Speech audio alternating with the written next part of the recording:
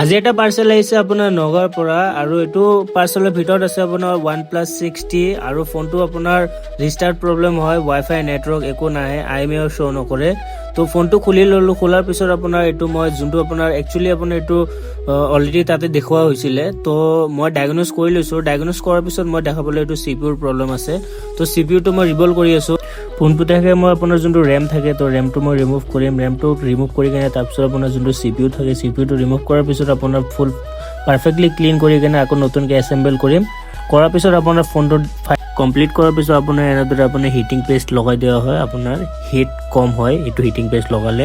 আৰু ফাইনেলি এইটো চাব পাৰিছে ফোন ডাউন হৈ গৈছে, ৱাইফাই নেটৱৰ্ক চব ৱৰ্ক কৰি আছে। ডেট মিনছ আপোনাৰ ফোন অলৰেডি মানে অ'কে হৈ গৈছে। এণ্ড এইটো মই চেক কৰিছোঁ 1 ঘণ্টা 2 ঘণ্টামান, কিন্তু একো ৰিষ্টাৰ্ট প্ৰব্লেম অহা নাই। তো আপোনালোকৰ যদি এনেকুৱা কিবা ইছ্যু থাকে তো পঠাব পাৰে আপোনালোক।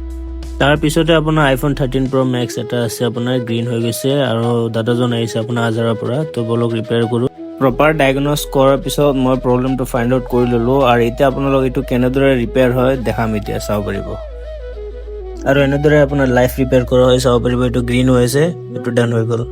তো এনেদৰে চাব পাৰিছে আপোনালোকৰ সন্মুখত লাইফ ৰিপেয়াৰ কৰা হয়। তো আপোনালোকৰ যদি এনেকুৱা ইছ্যু থাকে তো আপোনালোকে ভিজিট কৰিব পাৰে iPhone গেৰেজত। তাৰপিছত নগাঁৱৰ পৰা দাদা এজন আহিছে আপোনাৰ iPhone 14 Pro লৈ কিনে, আৰু চাব পাৰিছে ফুল গ্ৰীণ হৈছে। তো এইটো ৰিপেয়াৰ কৰোঁ এতিয়া আপোনালোকৰ সন্মুখত।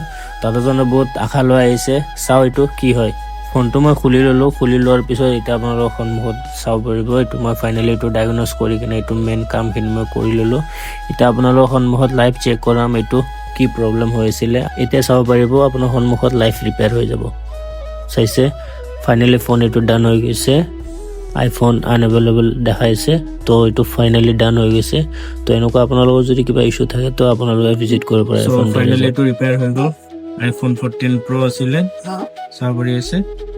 এইটো ডিছপ্লে বিনা চেঞ্জত ৰিপেয়াৰ হৈ গৈছে। আৰু দাদা আহিছে নগাঁৱৰ পৰা। ক'ৰ পৰা আহিছে দাদা? নগাঁৱৰ পৰা আহিছিলোঁ। তো কেনেকুৱা ফিল পাইছে? ভাল লাগিছে। লাইভ কাম কৰিছে ন? লাইভ কৰিছে। ঠিক আছে। অসমৰ ৰাইজক কি ক'ব? ইয়াত আমি ভিডিঅ' চাই পেলাই আহিছিলোঁ।